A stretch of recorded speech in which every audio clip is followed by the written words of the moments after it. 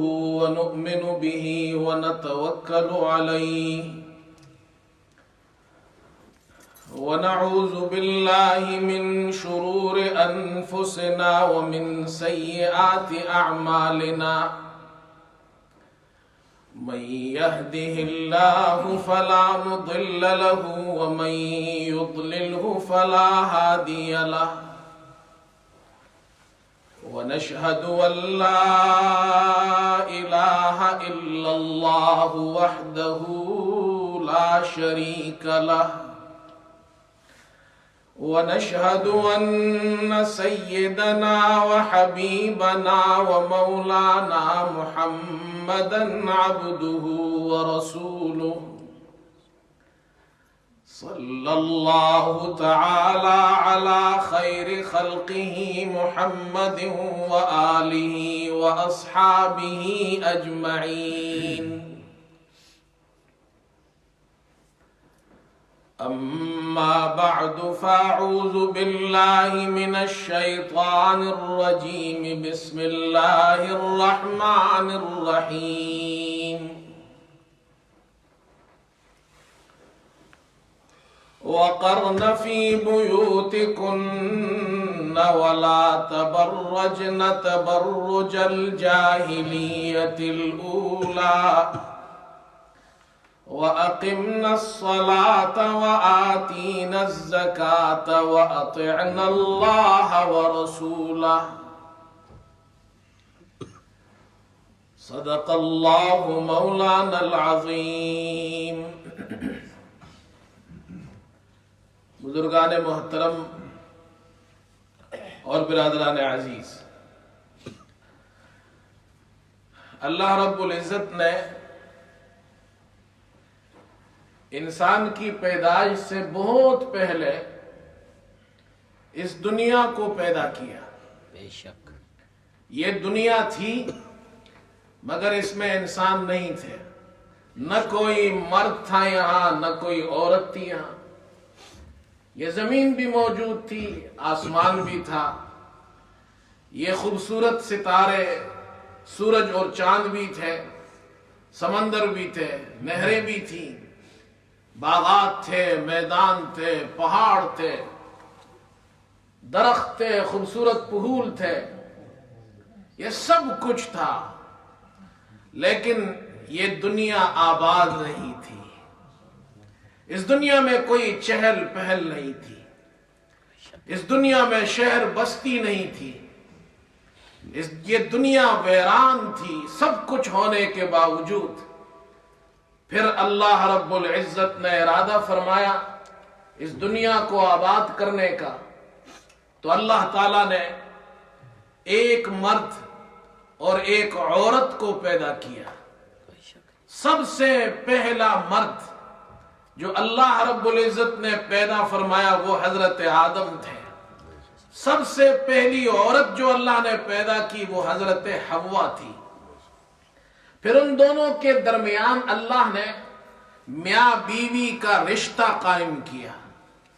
یہ اتنا خوبصورت رشتہ ہے، اتنا پیارا رشتہ ہے کہ اس رشتے کی ہی وجہ سے یہ دنیا آباد ہو گئی. میاں بیوی بنے، ان کے بچے پیدا ہوئے، سلسلہ چلتا رہا، بستیاں بنتی گئیں، شہر بنتے گئے، قبیلے اور خاندان بنتے گئے، اور بڑی بڑی قومیں بنتی گئیں. یہ چہل پہل رونق، یہ دنیا کی آبادی، یہ اس پہلے جوڑے کی شادی کی برکات ہے. یا ایھا الناس اتقوا ربکم الذی خلقکم من نفس واحدہ وخلق منها زوجها وبث منهما رجالا كثيرا ونساء. اللہ انسانوں کو سمجھا رہے اپنے رب سے ڈرو جس نے تمہیں ایک نفس سے پیدا کیا، پھر اسی سے اللہ نے ان کے لیے جوڑا یعنی بیوی بنائی، اور پھر ان دونوں سے یعنی پہلے میاں بیوی جو دنیا میں اللہ نے بھیجے حضرت آدم اور حوا، ان کے ذریعے اللہ نے بث منہما رجالا کثیرا ونساء، بہت سے مرد اور عورتیں دنیا میں پہلا دی جو آدم علیہ السلام اور حضرت حوا کی ذریت ہے۔ اللہ نے مرد بھی پیدا کی، اللہ نے عورتیں بھی پیدا کی۔ اس دنیا کی آبادی کے لیے مرد کی بھی ضرورت ہے، عورت کی بھی ضرورت ہے۔ ان دونوں کے بغیر دنیا آباد نہیں ہو سکتی ہے۔ پھر اللہ رب العزت نے مرد اور عورت دونوں کو آزاد پیدا کیا۔ حریت میں، آزادی میں مرد اور عورت یکساں ہیں، دونوں برابر ہیں۔ اللہ نے مرد کو بھی حقوق دیے، عورتوں کو بھی حقوق دی، لیکن اور حقوق کے اندر دونوں برابر ہیں۔ مرد اور عورت حقوق کے اندر برابر ہے، آزادی میں دونوں برابر ہے، رول دونوں کا الگ الگ ہے۔ کوئی شک نہیں، ایک خاندان کے اندر کوئی شک نہیں۔ ایک مرد بھی ہے جو باپ ہے، ایک عورت بھی ہے جو ماں ہے، دونوں آزاد ہے، دونوں کے حقوق ہے، رول دونوں کا الگ ہے۔ باپ کا رول اور ہے، ماں کا رول اور ہے، رول الگ الگ ہے، آزادی اور حقوق میں برابر ہے۔ یہ اسلام کی برکات ہے، یہ اسلام کی نعمتیں ہیں۔ اسلام سے قبل جو زمانہ گزرا ہے اس کو زمانہ جاہلیت کہا جاتا ہے۔ زمانہ جاہلیت میں عورت کا کوئی حق نہیں تھا، عورت کو ایک باندی بنا دیا گیا تھا، عورت آزاد نہیں تھی، عورت کو عار سمجھا جاتا تھا۔ جب بچی پیدا ہوتی تھی تو ماں باپ خوشی نہیں مناتے تھے، اس کی پیدائش پر غمگین ہوتے تھے، اور بچی کی پیدائش پر مبارکباد نہیں دی جاتی تھی، بلکہ باپ لوگوں سے منہ چھپائے پھرتا تھا، اور پھر اس بچی کو زندہ درگور کر دیا جاتا تھا۔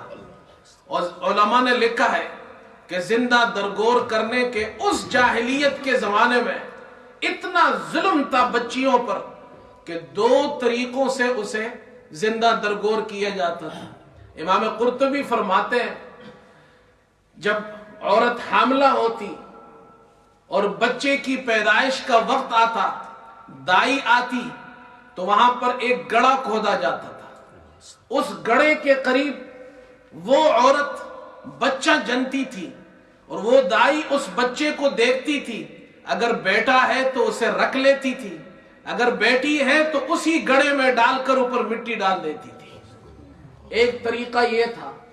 دوسرا طریقہ یہ تھا کہ بچی کو فوراً دفن نہیں کرتے، وہ ذرا بڑی ہو جاتی، چلنے پھرنے لگتی تھی، بات کرنے لگتی تھی، تو کچھ سالوں بعد پھر اس کا باپ آتا، اپنی بیوی سے کہتا اس کو تیار کرو، اچھے کپڑے پہناؤ، اسے ماں تیار کرتی، اچھے کپڑے پہناتی، بن سون کر باپ کے ساتھ اس بچی کو روانہ کر دیتی۔ بچی باپ کی انگلی پکڑ کر چلتی، باپ کو پکارتی تھی۔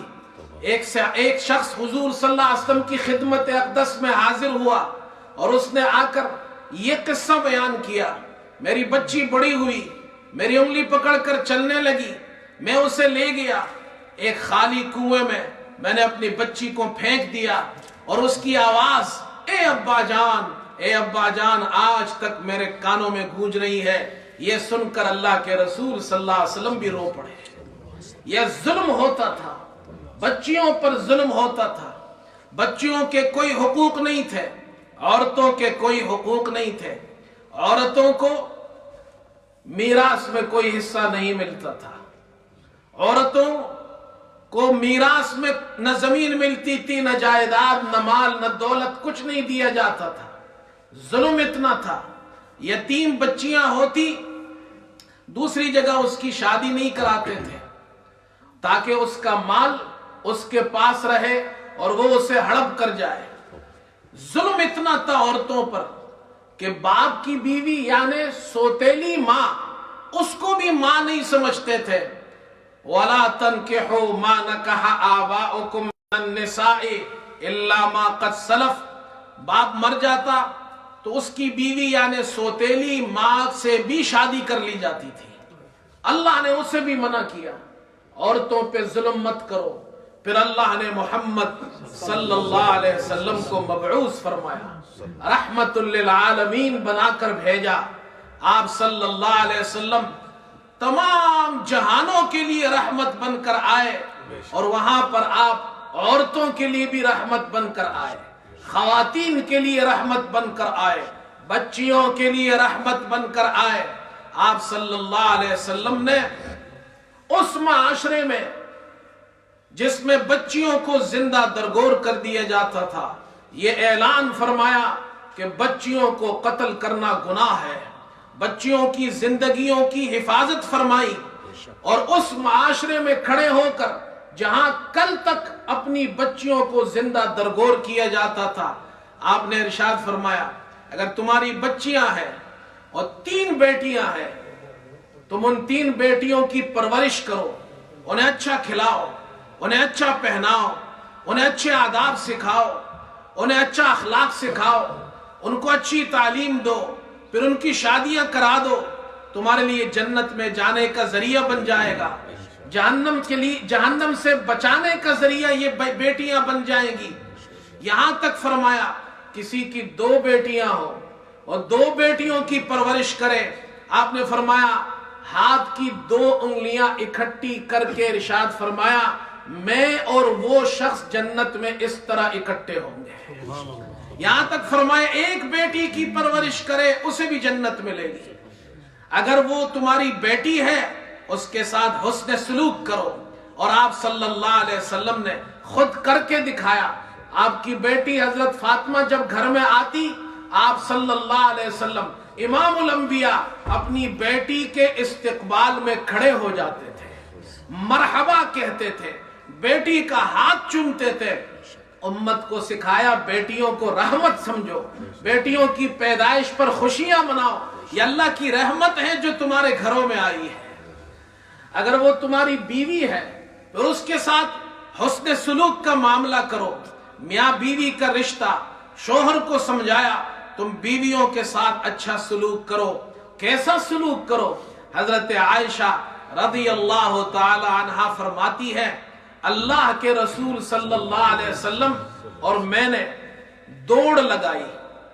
آپ صلی اللہ علیہ وسلم اپنی بیوی کے ساتھ دوڑ لگا رہے، حضرت عائشہ کے ساتھ اس کو خوش کرنے کے لیے دوڑ لگا رہے۔ آؤ عائشہ دوڑ لگاتے ہیں، کون جیتتا ہے؟ تم جیتتی ہو یا میں جیتتا ہوں؟ بیوی کو خوش کرنے کے لیے، امت کو سکھانے کے لیے بیویوں کے ساتھ آپ صلی اللہ علیہ وسلم نے کیسا سلوک کیا۔ حضرت عائشہ فرماتی ہے ہم نے دوڑ لگائی تو میں آگے نکل گئی، پھر اس کے بعد ایک موقع پر کچھ زمانہ گزرا، فرمایا میرا وزن کچھ بڑھ گیا تھا، پھر آپ صلی اللہ علیہ وسلم نے فرمایا آؤ عائشہ دوڑ لگاتے ہیں، پھر دوڑ لگائی۔ اللہ کے رسول صلی اللہ علیہ وسلم اس مرتبہ آگے نکل گئے، میں پیچھے رہ گئی۔ آپ نے فرمایا حاضی بتلکا، یہ اس کے مقابلے میں پہلے تم جیتی تھی اب میں جیت گیا۔ امت کو سکھایا ہے اگر وہ عورت تمہاری ماں ہے اس کے ساتھ کس طرح رہو گے۔ آپ صلی اللہ علیہ وسلم فرماتے تمہاری ماں کے قدموں کے نیچے جنت ہے۔ اس سے بڑا مقام دنیا میں عورت کو کون دے گا جو اسلام نے دیا ہے۔ اسلام نے عورت کو، ماں کو یہ مقام دیا ہے کہ اس کے قدموں کے نیچے تمہاری جنت ہے۔ ماں باپ کو یہ مقام دیا ہے، پیار سے اگر ماں باپ کو دیکھ لو اللہ تعالی حج کا ثواب عطا فرماتا ہے۔ یہ ہے ماں باپ کا مقام، یہ ہے ماں کا مقام۔ بیوی کو عزت دی، بیٹی کو عزت دی، ماں کو عزت دی۔ اسلام نے عورت کو عزت دی ہے، اسلام نے عورت کو ایک مقام دیا ہے۔ اور اسلام سے پہلے زمانے جاہلیت میں عورت کا کوئی مقام نہیں تھا، عورت کو ٹیشو پیپر کی طرح سمجھا جاتا تھا، استعمال کر کے اسے پھینک دیا جاتا تھا، اسے اپنی خواہش پوری کرنے کے لیے استعمال کیا جاتا تھا۔ امام قرطبی رحمت اللہ علیہ نے اس زمانے کا نقشہ کھینچا ہے کہ زمانے جاہلیت میں عورت کا کیا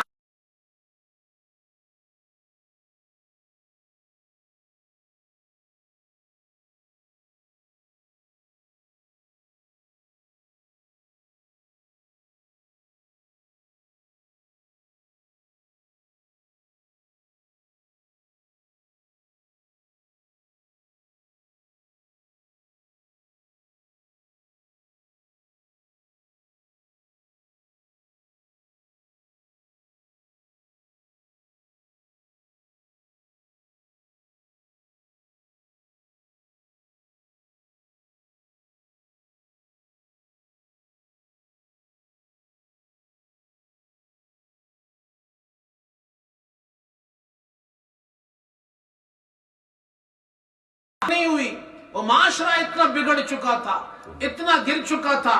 फरमाया कि इतनी बुरी हालत थी उस दौर में कि उस औरत का ऊपर वाला धड़, वो शोहर का दोस्त, उससे नफा उठाता था, और शोहर उस औरत का निचला धड़, उससे शोहर नफा उठाता था। एक ही मजलिस में बैठकर फिर आप सल्लल्लाहु अलैहि वसल्लम ने आकर औरतों की इज्जत की हिफाजत की, इस्लाम ने औरतों के नामूस की हिफाजत की, औरतों की हया की हिफाजत की। इतना पाकीज़ा बना दिया औरत को, इतना पाकीज़ा बना दिया। माशरे के अंदर सबसे ज्यादा पाकीज़ा अगर कोई हस्ती है तो वो औरत है। सबसे ज्यादा साफ सुथरा अगर कोई मकाम अल्लाह ने दिया है तो औरत को दिया है, उसकी शख्सियत को दिया है। मैं सिर्फ एक वाकया सुनाता हूं, अंदाजा लगाइए इस्लाम ने औरत को क्या मकाम दिया है। एक मूसा बिन इसहाक, ये एक काजी गुजरे हैं, अदालत में बैठे हुए हैं। एक मुसलमान औरत अदालत में दाखिल हुई, बापर्दा औरत है, हिजाब के साथ दाखिल हुई। काजी के सामने खड़ी होकर कहती है, मेरे शोहर ने निकाह के वक्त 500 दीनार महर मुकर्रर किया था, उसने मुझे नहीं दिया है। 500 दीनार बहुत बड़ी रकम है। काजी साहब ने शोहर को अदालत में हाजिर होने का हुक्म दिया। शोहर हाजिर हुआ, बीवी भी अदालत में बापर्दा खड़ी है, शोहर भी खड़ा है। काजी साहब ने पूछा, तुम्हारी बीवी का दावा है 500 दीनार महर का दावा करती है। शोहर ने दावा रद्द कर दिया। काजी साहब ने बीवी से कहा, गवाह ले आओ। औरत गवाह लेकर आई। गवाह हाजिर हुए गवाही देने के लिए कि ये इसकी बीवी है, ये शोहर है। इस शोहर ने 500 दीनार महर मुकर्रर किया था निकाह के मौके पर, लेकिन औरत बाहिजाब है, उसका मुंह छुपा हुआ है।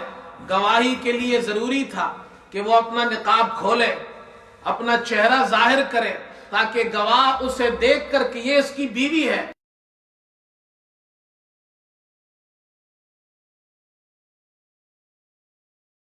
चेहरे से निकाब हटाओ ताकि गवाह तुम्हें देखकर, तुम्हें पहचान कर, तुम्हारी तरफ इशारा करके अदालत में गवाही दे।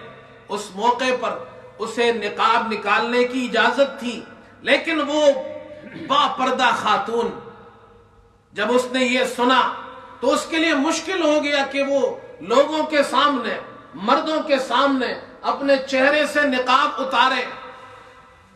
तो उसके लिए जब ये मुश्किल हुई, वो निकाब उतारने में देर करने लगी। शोहर ने देखा मेरी बीवी परेशान है, और काजी साहब कह रहे हैं निकाब उतारो ताकि ये गवाही दे। वो खड़ा हुआ, काजी साहब मेरी बीवी से निकाब उतारने का हुक्म वापस ले लीजिए, मैं इकरार करता हूं मुझे 500 दीनार इसे देने हैं। अल्लाहु अकबर। काजी साहब ने कहा ठीक है, मामला खत्म हो गया। बीवी ने देखा, वो भी मुसलमान थी, पाकीज़ा खातून थी, बाकिरदार खातून थी। मेरे शोहर ने सिर्फ मेरे हिजाब के लिए ये 500 दीनार कबूल कर लिए, और ताकि ये मेरा हिजाब ना उतरे, मेरा ये निकाब ना उतरे। वो खड़ी हुई, उसने कहा काजी साहब, और लोगों से कहा तुम गवाह रहो, मैंने 500 दीनार अपने शोहर को बख्श दिए, न दुनिया में मांगूंगी न आखिरत में मांगूंगी। ये है वो इस्लाम जिसने औरतों को इतना पाकीज़ा बनाया, जिनने उनके दरमियान ये मोहब्बत पैदा की, जिन्हें अल्लाह के रसूल ने औरतों की इज्जत की, नामूस की, हया की हिफाजत की है। और मेरे दोस्तों, आज मुसलमानों को क्या हो गया है, अल्लाह माफ फरमाए।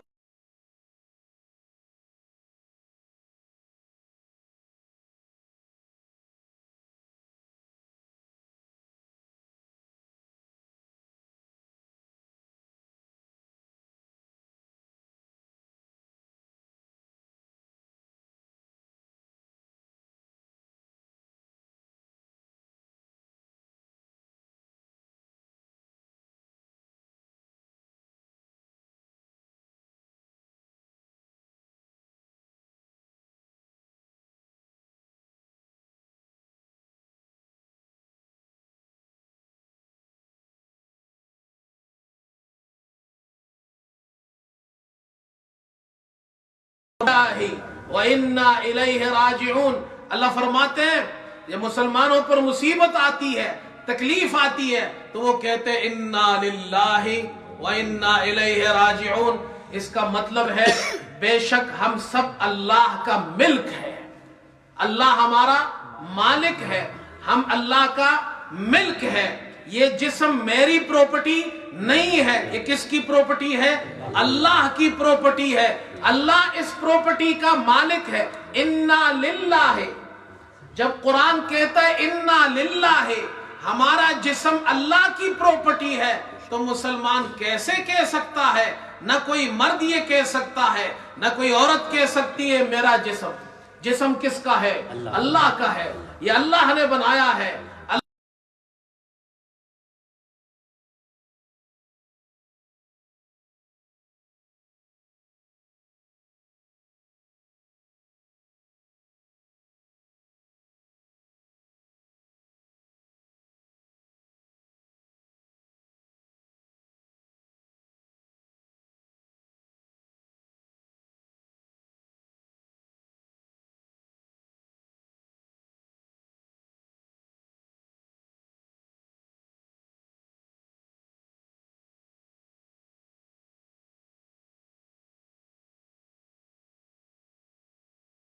ताल्लुक कायम कर सकती है, निकाह के जरिए ताल्लुक कायम हो सकता है, इसलिए कि तुम्हारा जिस्म नहीं है।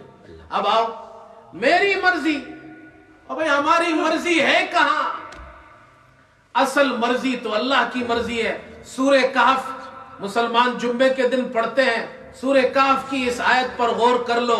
और ये आयत ऐसी है, अल्लाह ने मुसलमानों को हुक्म नहीं दिया है, अल्लाह ने अपने हबीब इमामुल अंबिया सल्लल्लाहु अलैहि वसल्लम को डायरेक्ट खिताब फरमाया है।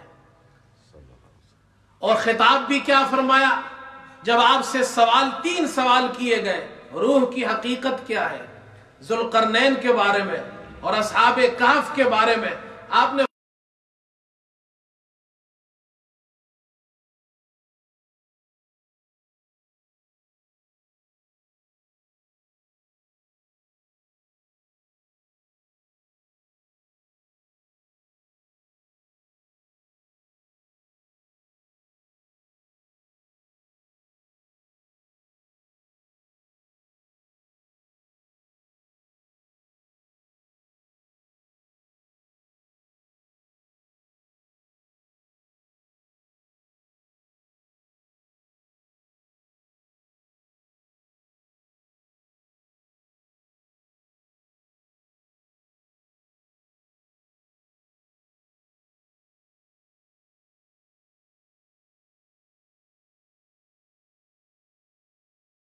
हमारी प्रॉपर्टी हमारी नहीं, हमारा जिस्म हमारी प्रॉपर्टी नहीं।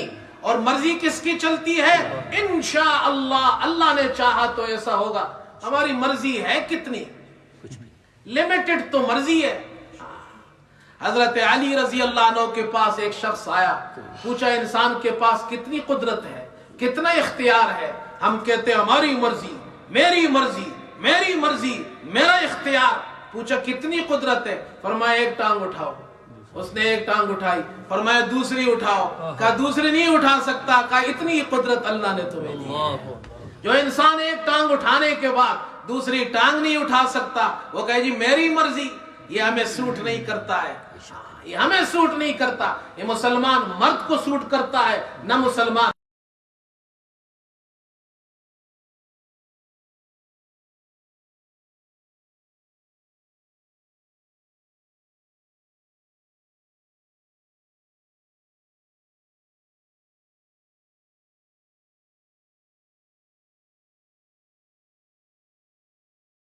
अल्लाह ने हुक्म दिया है कि वो निकाह के जरिए कायम करो। निकाह के बगैर जिस्म का ताल्लुक मर्द औरत का कायम नहीं हो सकता। आजादी की बात है, अल्लाह ने मर्द को जितनी आजादी दी औरत को भी दी है। मर्द को जितने हक दिए औरत को भी हक दिए। रोल दोनों का अलग अलग है। माँ का रोल औरत का है, बाप का रोल मर्द का है, बीवी का रोल औरत का है, शोहर का रोल मर्द का है। माशरे में औरतों के मर्दों के रोल अलग है, हकूक एक जैसे है, आजादी एक जैसी है, اسلام نے عورت کو کتنی آزادی دی ہے آپ سوچ بھی نہیں سکتے، تصور بھی نہیں کر سکتے۔ عورت کو آزادی دی ہے کہ وہ اپنی مرضی سے نکاح کر سکتی ہے، بالغ عورت ہو، سمجھدار عورت ہو، باپ اس پہ زبردستی نہیں کر سکتا، ماں اس پہ زبردستی نہیں کر سکتی ہے، تعلیم کی آزادی ہے، رائے کی آزادی ہے۔ آپ کو معلوم ہے برطانیہ کے اندر عورت کو ووٹ دینے کا حق 1918 میں ملا، اور وہ بھی 30 سال کی عمر والی عورت کو، اس سے کم عمر کو بھی حق نہیں تھا۔ 30 سال کی عمر کو 1918 میں ووٹ کا حق ملا۔ 1928 میں 21 سال کی عورت کو مرد کے برابر ووٹ دینے کا حق ملا۔ عورت کو ووٹ دینے کا حق 1918 میں، پھر مکمل حق 1928 میں۔ اب آئیے 1400 سال پہلے اللہ نے اور اللہ کے رسول صلی اللہ علیہ وسلم نے اسلام نے مسلمان عورت کو کتنا حق دیا ہے، اس کا اندازہ لگائیے۔ میں صرف 2 واقعات سنانا چاہتا ہوں، ورنہ تو ایسے بہت سے واقعات ہیں۔ عورت کی رائے کتنی اہم ہے۔ آپ صلی اللہ علیہ وسلم، صلح حدیبیہ کا موقع ہے، مشرکین آپ کو عمرہ کرنے نہیں دے رہے، صلح ہو گئی، مسلمان 1400 صحابہ احرام پہنے ہوئے ہیں، صلح ہوئی کڑی شرائط پر، آپ واپس جائیے، اگلے سال آئیں گے عمرہ کرنے۔ سخت شرائط طے کی گئی، صحابہ سب غمگین ہے۔ آپ صلی اللہ علیہ وسلم نے صلح فرمائی، اور آپ نے صحابہ سے فرمایا اب احرام سے نکلنے کے لیے قربانی دو اور حلق کراؤ۔ صحابہ غمگین ہے، بیٹھے ہوئے ہیں، ہم نے احرام باندھا ہے، بیت اللہ کے قریب پہنچ گئے، بغیر عمرے کے واپس جا رہے۔ آپ صلی اللہ علیہ وسلم تشریف لائے، ام سلمہ رضی اللہ تعالی عنہ آپ کی زوجہ محترمہ، آپ نے فرمایا صحابہ غمگین ہے، احرام کے اندر ہے، آپ چاہتے ہیں احرام سے نکل جائے۔ ام سلمہ رضی اللہ تعالی عنہ نے آپ کو مشورہ دیا، رائے دی، عورت کی رائے دیکھیے۔ فرمایا اللہ کے رسول آپ ان سے کچھ بھی نہ فرمائے، آپ باہر چلے جائیں، صحابہ کے درمیان بیٹھ جائیں اور ان کے درمیان اپنا سر حلق کروا لیں۔ جب آپ کے پروانے آپ کو حلق کراتے دیکھیں گے تو خود بھی حلق کرا لیں گے۔ عورت کی رائے کا احترام، آپ صلی اللہ علیہ وسلم نے ایسے ہی کیا، کچھ بھی نہیں کہا، درمیان میں بیٹھ گئے، اپنا سر حلق کروایا، صحابہ ایک ایک اٹھتے گئے، سب نے اپنا حلق کروایا، احرام سے نکل گئے۔ اب آئیے دوسرا واقعہ، یہاں عورت کو حق ملتا ہے ووٹ دینے کا 1918 میں، اور وہاں حضرت عمر رضی اللہ عنہ کا زمانہ ہے، 1400 سال پہلے آپ کو زخمی کیا گیا، آپ شہید ہو گئے۔ شہادت سے پہلے آپ نے فرمایا میں کسی کو خلیفہ نہیں بناتا، مقرر نہیں کرتا، 6 آدمیوں کی باڈی بنا دی، حضرت عثمان، حضرت علی، حضرت طلحہ، سعد ابن ابی وقاص، زبیر ابن عوام اور عبد الرحمن ابن عوف۔ فرمایا ان 6 آدمیوں کی کمیٹی بنا دی، اپنے لیے خلیفہ مقرر کر لو۔ خلاصہ یہ ہے 4 آدمی جو تھے انہوں نے اپنے نام لے لیے واپس، اور اس پہ فیصلہ کیا خلیفہ حضرت عثمان اور حضرت علی رضی اللہ عنہما، ان دونوں میں سے کوئی ہونا چاہیے۔ تو انہوں نے کہا عبد الرحمن ابن عوف کو ذمہ داری سونپ دی، آپ یہ فیصلہ فرمائیے۔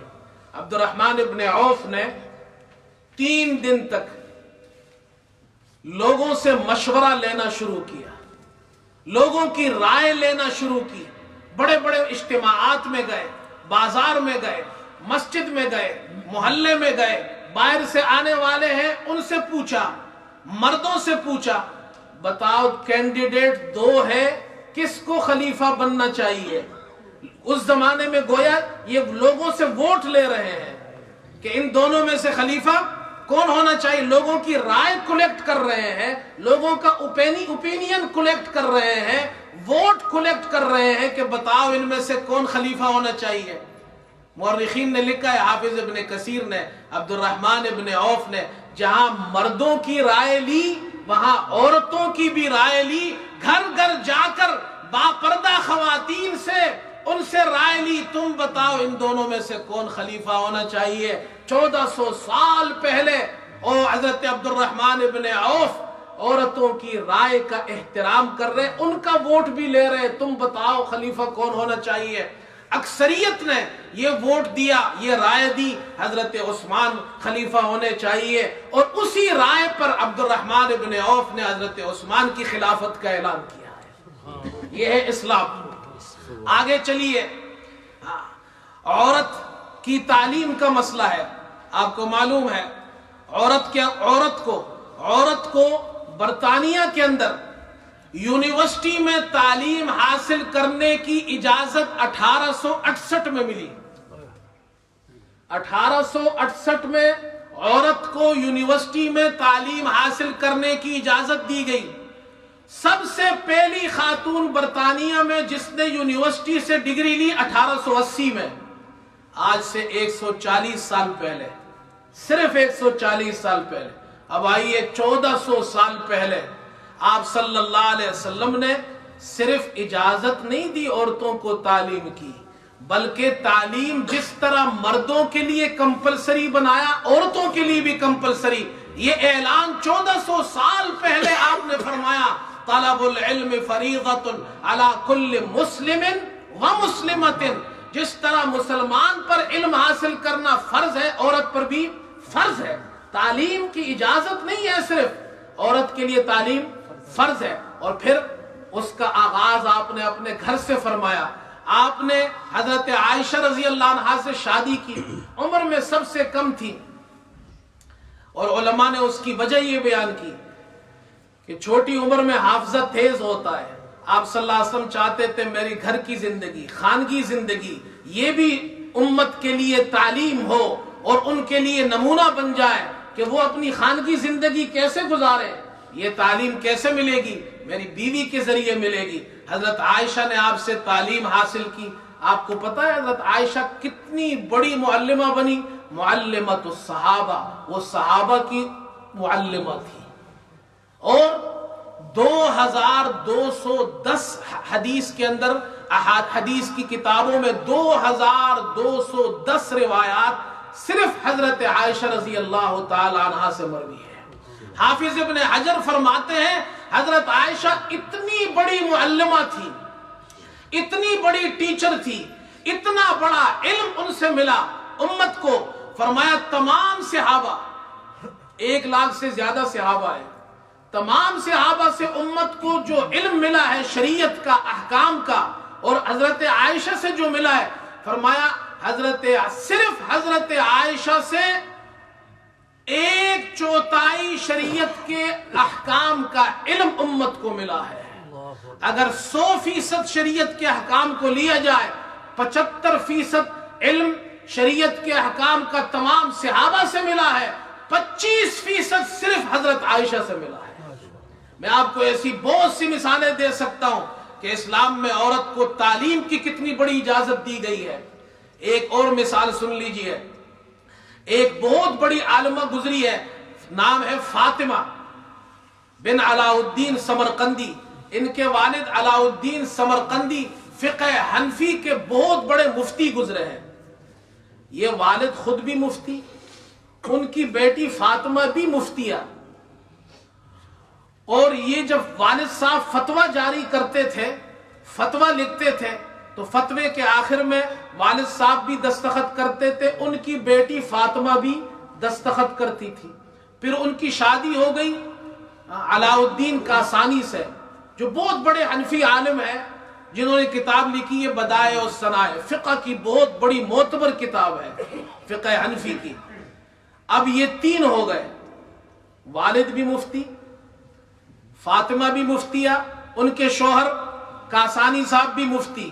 اب جب فتویٰ ایشو کرتے تھے تو فتوے پہ والد صاحب کے بھی دستخط ہوتے تھے، شوہر کے بھی دستخط ہوتے تھے، بیوی کے بھی دستخط ہوتے تھے۔ اللہ نے عورت کو عزت دی، آپ صلی اللہ علیہ وسلم نے عورت کو یہ مقام دیا۔ اسلام نے 1400 سال پہلے تعلیم کی راہیں عورت کے لیے کھول دی۔ آگے چلیے، میں آپ کو کتنی مثالیں دوں۔ آپ کو معلوم ہے برطانیہ کے اندر شادی شدہ عورت 1870 تک، 1870 تک شادی شدہ عورت اپنی جائیداد اور اپنا مال اس کی مالکہ نہیں بن سکتی تھی. وہ اس کی شوہر کی ملکیت ہوتا تھا, اپنے مال کی مالکہ نہیں بن سکتی تھی. جو میراث ملتا تھا, جو مال ہوتا تھا, شادی شدہ عورت کا اپنا نہیں ہوتا تھا. کس کا ہوتا تھا؟ شوہر کا ہوتا تھا.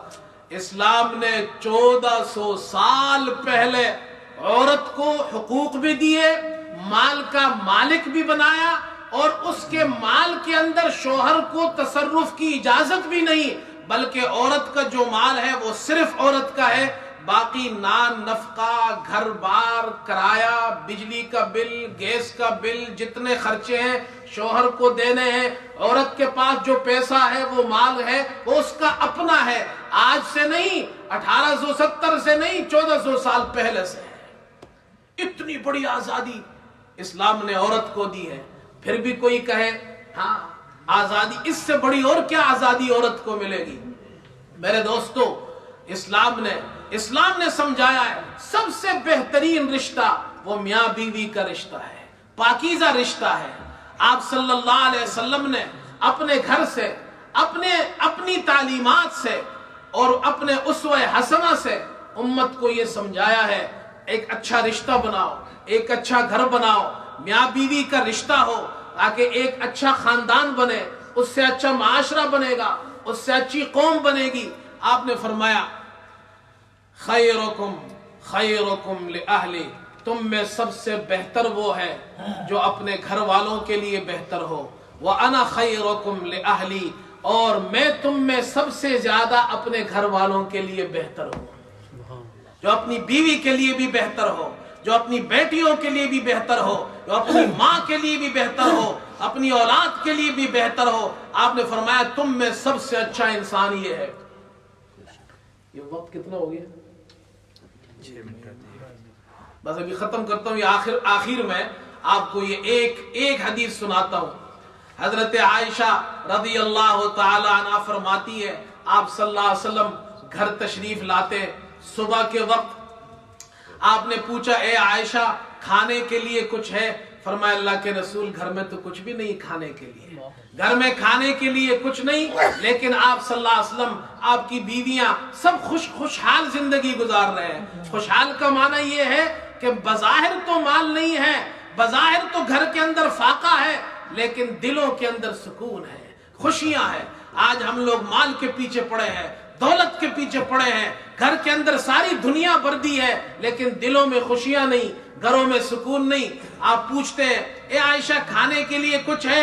آپ کے گھر میں کھانے کے لیے کچھ نہیں. فرمایا عائشہ کوئی بات نہیں, میں روزے کی نیت کر لیتا ہوں. یہ ہے میرے نبی, یہ ہے وہ پیارے شوہر, یہ ہے وہ پیاری بیویاں, اور وہ بیوی بھی ایسی پیاری.